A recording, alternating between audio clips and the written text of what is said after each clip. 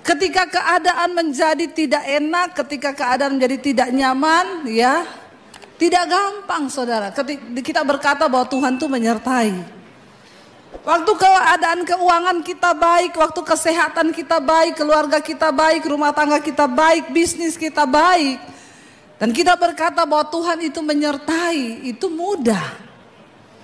Tapi ketika keadaan rasanya sulit dan kita berkata Tuhan menyertai, itu loh yang tidak mudah. Tapi itu iman. Amin. Amin. Ya, waktu engkau punya uang, engkau bilang engkau baik Tuhan, dahsyat. Orang dunia pun melakukan hal yang sama. Tapi ketika kita nggak punya uang dan kita bilang Tuhan engkau baik, engkau dahsyat, engkau luar biasa, itu iman. Amin. Dan itu yang dahsyat di mata Tuhan. Ya, saudara mendengar khotbah dan menghidupi melakukan firman itu tidak seenak waktu kita dengar. Makanya ketika kita dengar gampang kita amin, yes. Baru keluar dari pintu gereja itu aja, udah masuk WA, jangan lupa ya jatuh tempo tanggal sekian.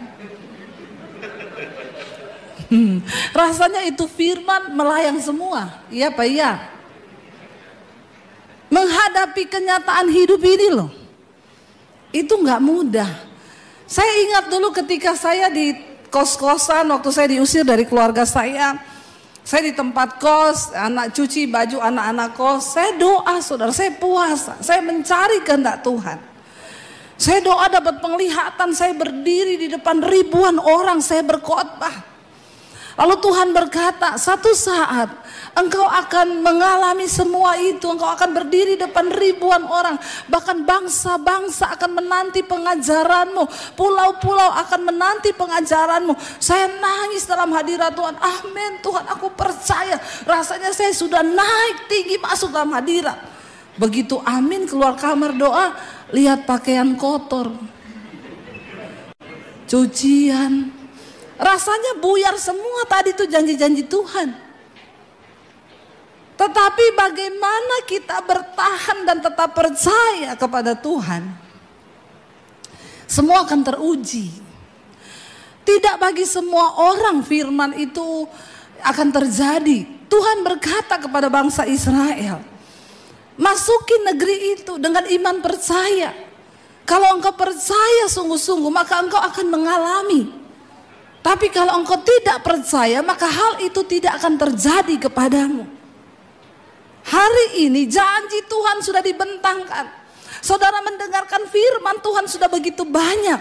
Tapi mari tetapkan dalam hatimu hari ini berkata, yes, aku mau percaya dan aku mau melakukan itu Tuhan. Cuma itu yang Tuhan tunggu. Ya, jangan amin-amin di gereja pulang lupa semua saudara. Ayo kita masuki tahun yang baru dengan iman yang baru. Amen. Tadi pagi saya sampaikan Yesus datang, dia membuat semuanya baru.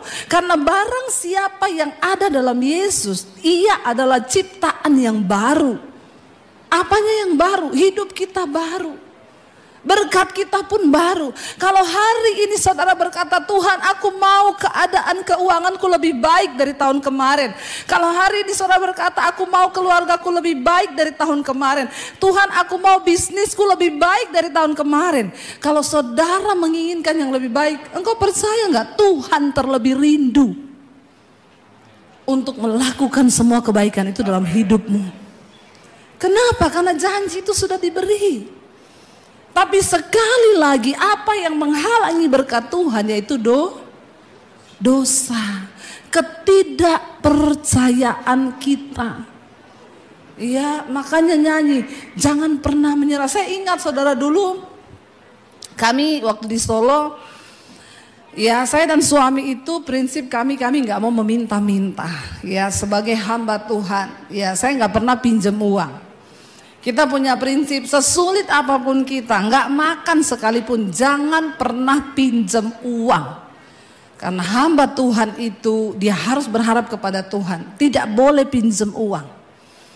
Jadi kami tidak pernah pinjam uang. Lalu kami mulai membangun satu usaha, masih tetap rohani. Kita buka percetakan, kita nyetak buku-buku rohani, renungan rohani.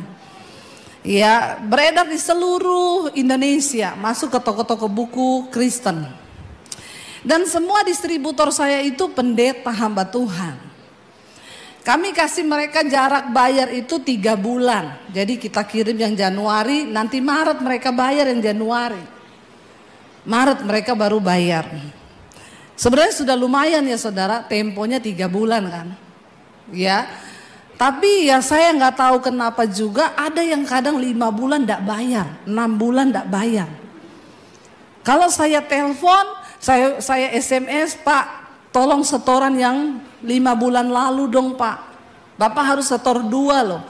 Dia balas gini, Bu, saya lagi pelayanan misi di daerah. Maksudnya tidak ada ATM. Saya bilang ada bank BRI di sana. Di desa-desa itu semua ada bank. Kupedes, Simpedes, simpanan perawan desa, Kupedes, ku dapat perawan desa. Enggak saudara ya. Maksudnya itu bank BRI itu menyeluruh.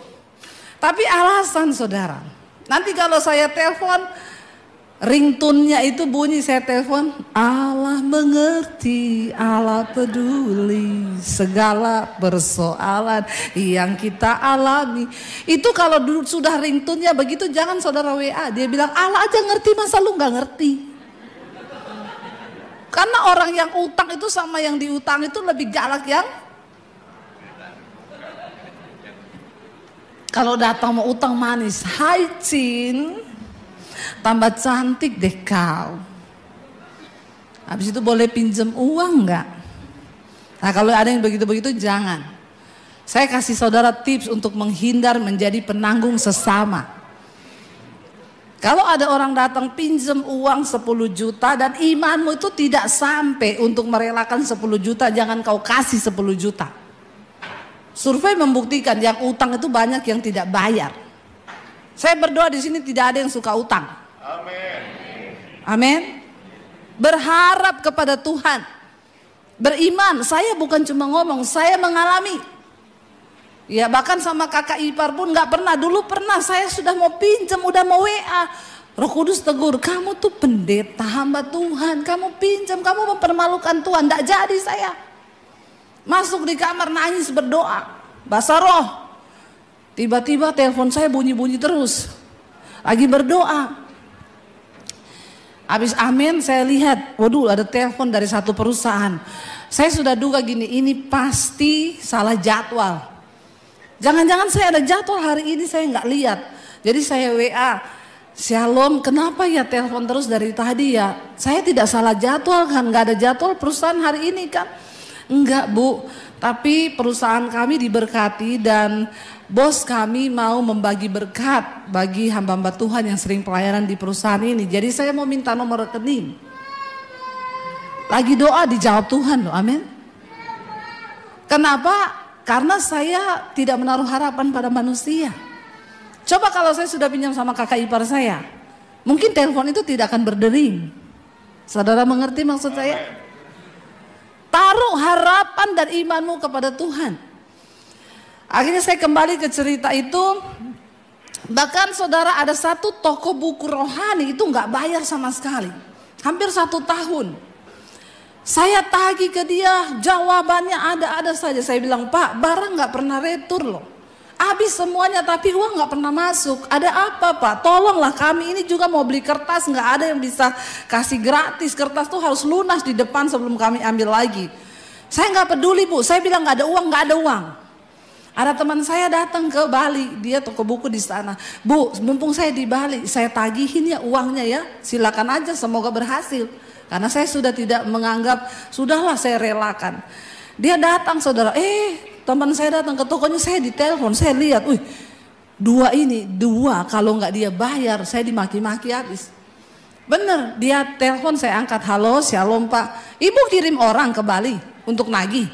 Ibu kirim 1 truk tentara juga. Kalau saya nggak ada uang, saya nggak bisa bayar. Saya bilang saya tidak pernah kirim orang Pak, dan saya sudah merelakan. Urusanmu tinggal sama Tuhan dan sorga saja. Anda tidak akan pernah diberkati makan uang orang dengan tidak adil, apalagi tidak layak. Stop saudara. Kalau engkau mau melihat berkat Tuhan, makanlah uang yang halal, katakan. Ya, jangan merugikan orang dari hasil rampasan. Kita tidak akan pernah melihat berkat. Lalu akhirnya saudara, suami saya bilang ini, saya nggak ada distributor yang mau bayar, aku hari ini harus ambil kertas. Tapi kita nggak punya uang, kita nggak bisa cetak lagi. Kalau uang semua mandek di distributor, saya bilang saya sudah telepon semua distributor. Tidak ada yang bisa bayar, nggak ada uang semua mereka. Terus saya bilang berharap saja sama Tuhan.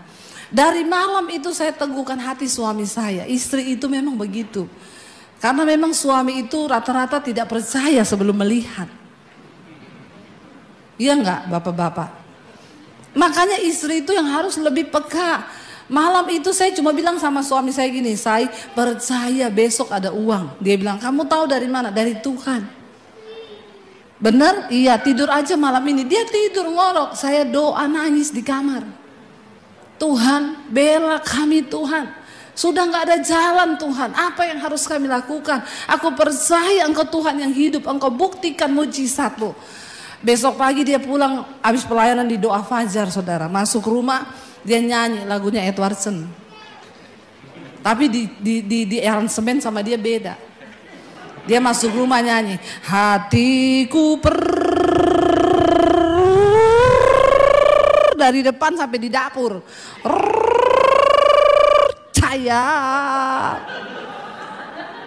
Saya bilang, kenapa kamu nyanyi R-nya panjang sekali?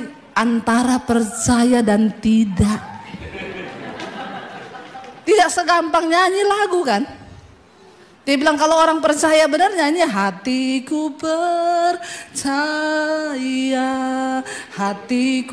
kayak nyanyi di Betaan ini temponya benar-benar percaya loh. Cepet kan? Hatiku percaya. Kalau temponya berubah itu sudah antara percaya dan tidak. Hatiku percaya. Itu antara iya dan tidak. Terus saya bilang sama suami saya, ya kita harus beriman sama Tuhan, percaya nanti siang tuh ada uangnya say. Dari mana? Semua distributor nggak ada yang iyain. Saya bilang kamu nanti siang ada lihat anak-anak latihan musik di gereja kan? Iya, jam berapa? Jam 1 siang. Nanti habis latihan di gereja, kamu pulang cek di ATM pasti duitnya ada. Dia bilang, kamu tahu dari mana? Dari Tuhan. Kamu hubungin distributor ya? Nggak ada. Kamu telepon semua distributor, semua jawabannya nggak bisa bayar. Terus kenapa kamu bisa bilang begitu? Ya beriman saja. Betul? Iya betul. Suami saya bilang, tapi istriku ini biasanya kalau beriman terjadi loh. Saya bilang, iya beriman saja. Dia pergi saudara ke gereja. Belum lama pergi, telepon. Aku di ATM ini. Terus gak ada duitnya. Lah kan saya bilang habis latihan. Kenapa kau belum latihan? Sudah kau cek itu ATM. Enggak, aku cuma mau uji aja benar atau tidak. Lah kan aku bilang tadi habis latihan. Tapi benar akan ada yang transfer. Iya ada. Dari mana? Enggak tahu, cuma Tuhan suruh ngomong gitu. Beneran loh ya, tenan loh ya. Tenan. Tapi kamu latihan dulu, pergi ke gereja dia latihan. Saya di rumah berdoa saudara. Ya, nanti kita habis ibadah nyanyi itu ya, lagu itu ya. Biar kita lihat yang percaya mana yang tidak mana. Kalau yang itu panjang berarti roto-roto tidak percaya. Saudara, saya berdoa di rumah. Tuhan, aku percaya Engkau hidup, tolonglah Tuhan. Biar suamiku percaya, karena memang laki-laki itu disuruh percaya sulit. Karena laki-laki itu sering lebih pakai logika. Supaya dia melihat bahwa Engkau itu ada istri-istri yang harus berdoa begitu buat suamimu, amin. Nggak ada yang amin ibu-ibu ini. Ya amin yang kenceng. Kita bantu mereka untuk percaya karena laki-laki itu lebih sering pakai logika. Anaknya masih kuliah 10 tahun dia udah mikir dari sekarang. Bener. Ada bapak-bapak, Bu, mau beli rumah saya enggak? Kenapa? Anak saya mau kuliah, Bu. Kuliahnya kapan, Pak? Tahun ini masuk enggak? 5 tahun lagi. Lah kenapa Bapak udah mau jual rumah sekarang? Saya takut nggak ada uang, jadi buat siap-siap. 5 tahun ke depan dia sudah mikir. Bapak-bapak, maaf ya, otakmu itu ukurannya kecil.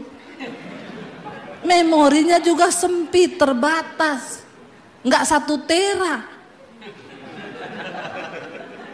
Jadi ndak usah kau pikir urusan 5 tahun mendatang. Itu urusan Tuhan. Amen. Bukankah Alkitab berkata kesusahan sehari cukup untuk sehari? Makanya survei membuktikan yang paling banyak kena stroke itu bapak-bapak. Ini benar, karena ukuran otak laki-laki itu lebih kecil daripada perempuan.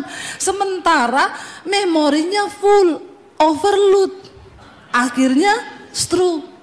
Beda sama perempuan, ukuran otaknya lebih besar, tapi kosong, gak ada yang dipikir.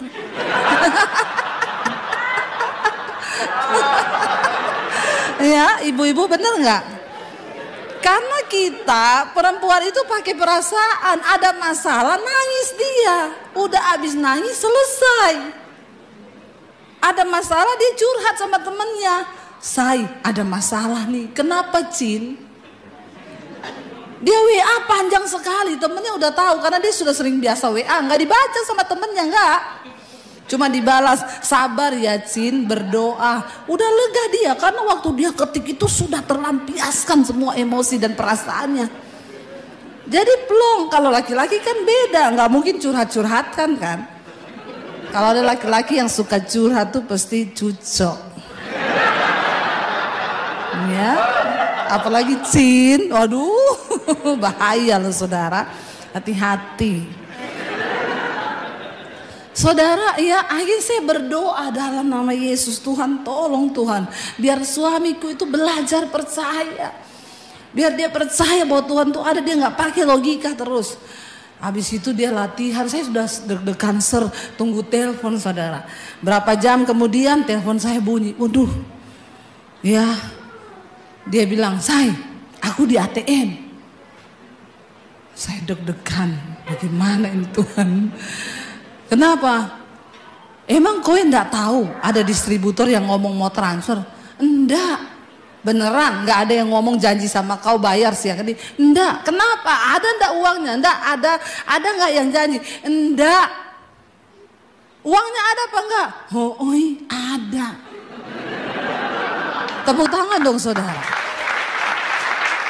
Ya, aduh. Dalam hati saya selamat.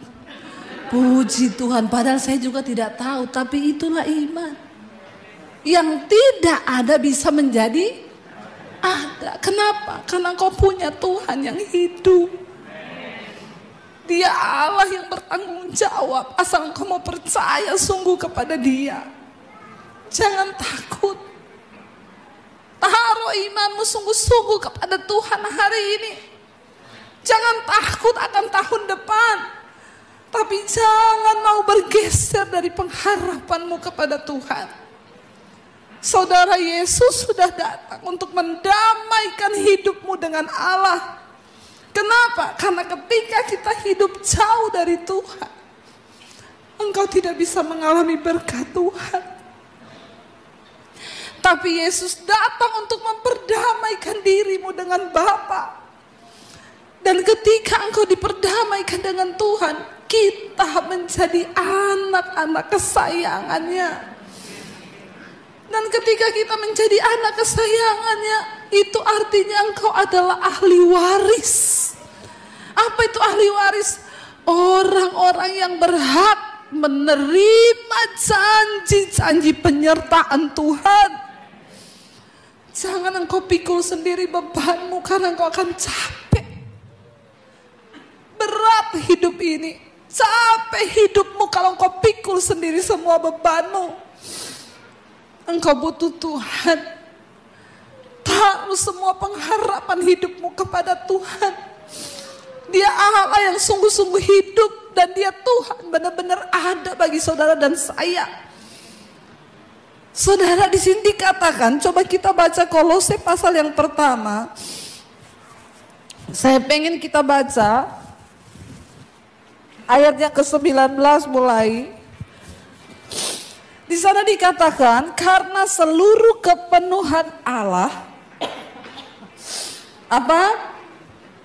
berkenan diam di dalam Dia yang adalah Kristus, dan oleh Dialah Ia memperdamaikan segala sesuatu dengan dirinya, baik yang ada di bumi maupun yang ada di sorga, sesudah Ia mengadakan pendamaian oleh darah salib Kristus. Juga dikatakan di sana siapa? Kamu, katakan juga aku. Juga aku yang dahulu hidup jauh dari Allah dan yang memusuhinya dalam hati dan pikiran seperti yang nyata dari perbuatanmu yang jahat. Sekarang kita sudah diperdamaikan dengan Tuhan. Dulu kita memusuhi Allah. Karena itu kita melakukan semua kejahatan, semua dosa. Kita lakukan kenajisan, percabulan, kepahitan. Semua hal yang jahat kita lakukan, itu tanda orang yang masih bermusuhan dengan Tuhan.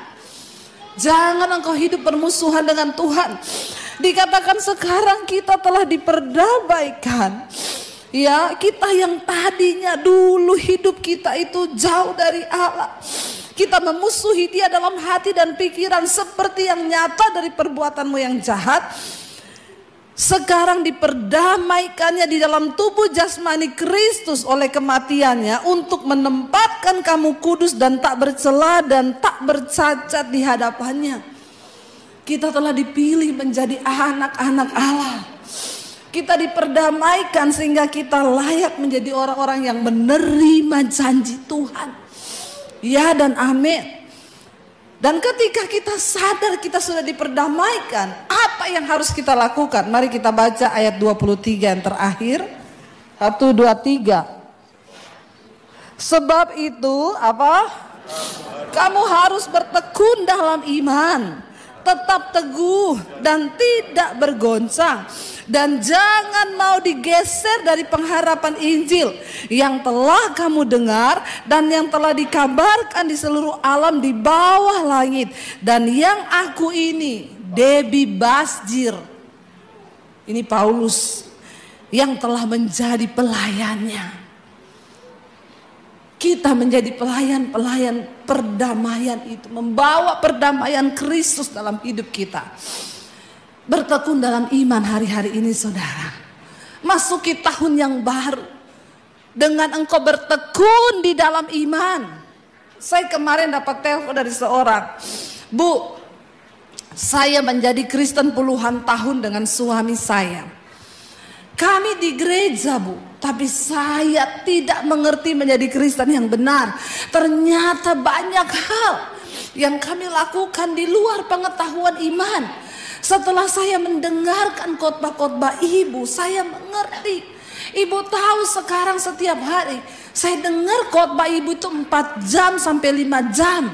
Awalnya suami saya itu setiap kali pulang lihat saya dengar khotbah Ibu, apa sih kok tiap hari dengerin itu terus? Lama-lama di tempat tidur suaminya ikut mendengar. Dia bilang benar juga ya. Lalu Bu, sekarang suami saya ketagihan untuk dengar khotbah. Hari-hari ini kami terus bertumbuh dalam iman dan banyak sekali yang Tuhan ubah dari hidup kami. Dan kami semakin menjadi cinta Tuhan. Saya bilang yes. Itu artinya engkau ketemu dengan Tuhan secara pribadi. Engkau mulai mencintai Dia. Orang yang berjumpa dengan pribadi Yesus akan mencintai Dia. Dan mereka suka akan hal-hal rohani.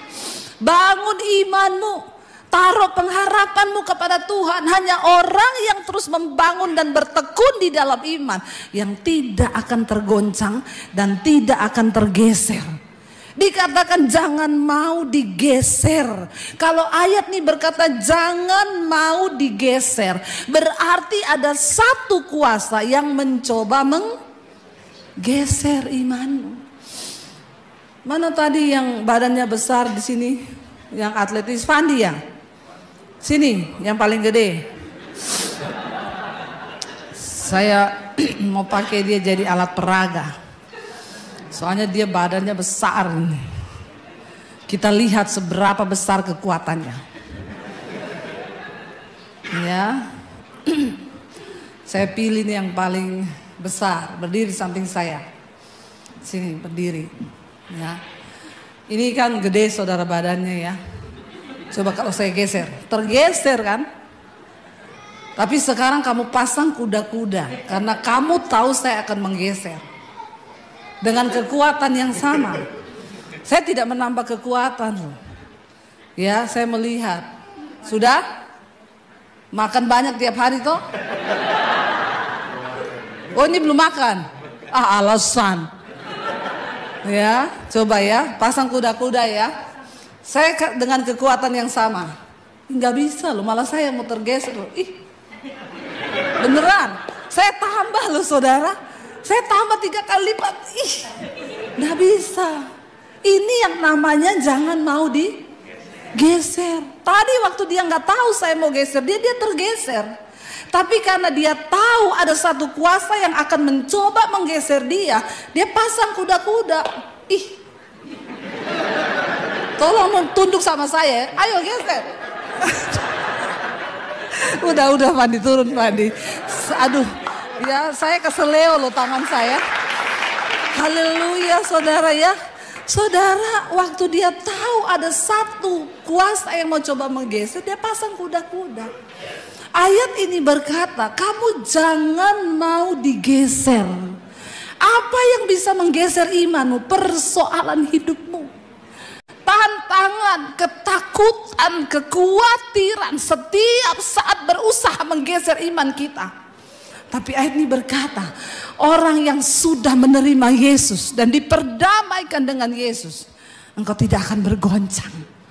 Memang mungkin ada air mata, memang mungkin akan ada tekanan, tapi engkau terus kuatkan iman dan berkata, aku percaya Tuhan. Ibu yang telepon saya dan bilang, Bu, sekarang setiap hari saya dan suami dengar firman. Ibu tahu dulu ketika ada masalah kami salahkan Tuhan. Dan kami ribut, tapi sekarang setiap ada masalah kami bilang, terima kasih Tuhan. Kami tahu ini menguatkan iman kami. Responnya berbeda. Dan itu bisa terjadi hanya ketika engkau bertekun di dalam iman. Saya undang para imam musik maju ke depan. Habis ini saya akan pelayanan di gereja lain. Masih ada 2 pelayanan. Dan nanti subuh kami akan ke airport. Kami akan menuju ke Jakarta. Terima kasih buat semua pelayanan saudara buat kami di sini. Tuhan yang akan membalas. Terutama buat Pak Lukas, Ibu, seluruh jemaat. Saudara, pesan saya, jemaat BMC, engkau akan keluar sebagai pemenang-pemenang. Tahun depan akan menjadi tahun pengharapan. Saya undang Pak Edwardson ya, bisa maju ke depan. Kita akan nyanyi lagu tadi, hatiku percaya. Tapi kita nyanyi di BMC, imannya itu beda. Ya, jadi ketukannya pas, jangan dirubah. Berlatih untuk benar-benar percaya, bangkit berdiri bersama. Walaupun kami tidak bisa melihat jalan-Mu di depan kami Tuhan. Walaupun kami tidak tahu apa yang akan terjadi di tahun depan. Tapi kami tidak mau digeser iman kami. Karena kami percaya Engkau Tuhan yang berjalan di depan kami. Engkau ada bagi kami. Tutup matamu dalam hadirat Tuhan. Tuhan, seringkali banyak ketakutan dan kekhawatiran di hati kami. Namun hari ini kami tahu satu kebenaran. Kami tidak mau digeser dari pengharapan kami kepada Injil-Mu. Kami percaya Engkau datang ke dalam dunia. Engkau berkorban bagi kami. Itu artinya Engkau beri segala-galanya bagi kami. Hari ini buat kami mampu untuk berjalan dalam jalan-jalan-Mu Tuhan. Sebelum kami tinggalkan tahun ini, kami mau datang menyerahkan seluruh hidup kami ke dalam tangan Tuhan. Karena kami tahu tidak ada satupun yang pasti di dunia ini kecuali janji-Mu Bapa. Kami mau berpegang kepada janji itu dan tidak mau digeser oleh apapun juga. Dia Tuhan yang selalu ingin menopang Engkau. Dia Tuhan yang selalu ingin pegang tangan kita. Dia mau berjalan bersama-sama dengan kita. Seberapa gelap pun jalanmu hari ini, ingat waktu engkau dipegang oleh Tuhan, maka engkau aman dalam perlindungannya. Hari ini yang Dia mau hanyalah kita merendahkan diri, bertobat di hadapannya dan berkata, kami perlu Engkau Tuhan, kami perlu Engkau. Ampuni Bapa kalau selama ini kami berjalan sendiri dengan kekuatan kami. Hari ini kami mau bertobat. Kalau ada dosa kami mau tanggalkan semua yang tidak berkenan di hadapan Tuhan, agar Engkau boleh melayakkan kami berjalan bersama-Mu Tuhan. Buang segala hati yang keras, buang segala hal-hal dalam hidup kami, dosa kedegilan Tuhan, ketidaktaatan kami Bapa. Ampuni kami Tuhan. Kami mau belajar hidup dalam kekudusan Tuhan. Kami mau belajar menghormati Tuhan dalam hidup kami. Waktu kami hormati Tuhan, maka kami percaya janji-Mu, kemuliaan-Mu menyertai hidup kami Bapa. Hamba berdoa Tuhan buat setiap anak-anak-Mu hari ini yang hatinya terbuka. Beri kemampuan Tuhan untuk mereka melangkah masuk di dalam firman Tuhan, melakukan firman itu, menghormati Tuhan dan mengalami kemuliaan Tuhan dalam hidup kami. Sekali lagi angkat tanganmu saudara, biar pujian ini menjadi doa kita. Bersyukurlah kalau hari-hari ini engkau sedang dibentuk oleh Tuhan. Bahkan engkau berkata, Tuhan, rasanya begitu berat. Tapi untuk menjadi sesuatu yang berharga itu tidak ada cara lain Bapak Ibu. Emas itu kalau dia bisa berteriak panas, dia dihancurkan seperti debu. Tapi itulah cara pemurnian untuk membuktikan sesuatu yang murni. Hari ini mungkin engkau sedang diremukkan, engkau sedang dihancurkan oleh Tuhan. Tapi katakan pada Tuhan, aku rela Tuhan dibentuk oleh Engkau. Biar aku menjadi sesuatu yang mulia di mata Tuhan, sehingga Engkau beri kepercayaan yang mulia. Bentuk hidup kami Bapa, bentuk hidup kami Tuhan. Keluarkan segala sesuatu yang mencemarkan kemurnian iman kami. Mari datang sama Tuhan, bawa hidupmu hari ini dan katakan, bentuk aku Tuhan, proses aku Tuhan. Bilang pada Tuhan, ini hidupku Tuhan. Mari Bapak Ibu suami istri yang kau bergandengan tangan, hari ini juga bilang sama Tuhan, proses kami Tuhan diawali dari rumah tangga kami Bapak. Perbaiki kami di mata-Mu Tuhan. Kalau ada amarah, kebencian, ada sesuatu yang sering kali terjadi, sehingga kami dengan ego kami minta ampun sama Tuhan. Kami mau menjalani setiap proses yang Kau izinkan terjadi dengan hati yang sungguh-sungguh bersatu dalam kasih-Mu Bapa. Kami mau tinggalkan segala dosa-dosa yang dapat mencemarkan kemurnian iman kami. Ampuni kami Tuhan, bawa rumah tangga kami semakin berkenan di mata Tuhan, agar anak cucu kami boleh melihat teladan iman, kemurnian itu dari hidup kami. Datang pada Tuhan hari ini saudara.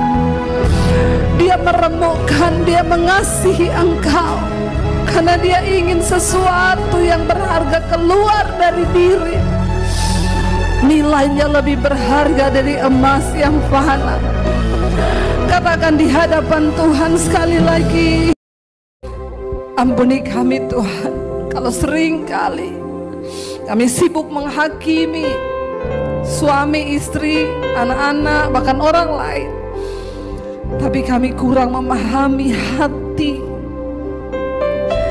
orang yang ada di sekeliling kami. Hari ini Tuhan, kuduskan juga hati kami, supaya kami menjadi orang-orang yang menyimpan segala sesuatu yang baik di hati ini. Kalau Engkau melihat dalam hati kami Tuhan ada sesuatu yang baik, panas hati, iri hati, atau apapun itu penyakit hati, kami mau Tuhan selidiki kami, sembuhkan dan pulihkan hati kami Tuhan, supaya kami bisa mendengar Tuhan berbicara di hati kami. Biar Engkau dapati Tuhan kami menjadi orang yang berkenan kepada Tuhan. Di penghujung tahun ini kami mau bereskan semua hati kami, supaya kami masuki tahun yang baru dengan hati dan hidup yang baru, dengan berkat yang baru dari Tuhan. Lihat setiap kami Bapa, siapa yang menyelidiki hati, betapa liciknya hati, siapa yang mengetahuinya? Tuhan. Tuhan berkata, aku Tuhan yang menyelidiki hati dan batin manusia. Biar hari ini Engkau lihat hati kami Tuhan, lihat hati kami. Kami mau menyimpan firman Tuhan dalam hati kami, supaya hidup kami diteguhkan oleh firman Tuhan. Dia Tuhan yang selalu ingin menopang Engkau. Dia Tuhan yang selalu ingin pegang tangan kita. Dia mau berjalan bersama-sama dengan kita. Seberapa gelap pun jalanmu hari ini, ingat waktu engkau dipegang oleh Tuhan, maka engkau aman dalam perlindungannya. Hari ini yang Dia mau hanyalah kita merendahkan diri, bertobat di hadapannya dan berkata, kami perlu Engkau Tuhan, kami perlu Engkau. Ampuni Bapa kalau selama ini kami berjalan sendiri dengan kekuatan kami. Hari ini kami mau bertobat. Kalau ada dosa kami mau tinggalkan, tanggalkan semua yang tidak berkenan di hadapan Tuhan, agar Engkau boleh melayakkan kami berjalan bersamamu Tuhan. Buang segala hati yang keras, buang segala hal-hal dalam hidup kami, dosa kedegilan Tuhan, ketidaktaatan kami Bapa. Ampuni kami Tuhan. Kami mau belajar hidup dalam kekudusan Tuhan. Kami mau belajar menghormati Tuhan dalam hidup kami. Waktu kami hormati Tuhan, maka kami percaya janji-Mu, kemuliaan-Mu menyertai hidup kami Bapa. Hamba berdoa Tuhan buat setiap anak-anak-Mu hari ini yang hatinya terbuka. Beri kemampuan Tuhan untuk mereka melangkah masuk di dalam firman Tuhan, melakukan firman itu, menghormati Tuhan dan mengalami kemuliaan Tuhan dalam hidup kami. Sekali lagi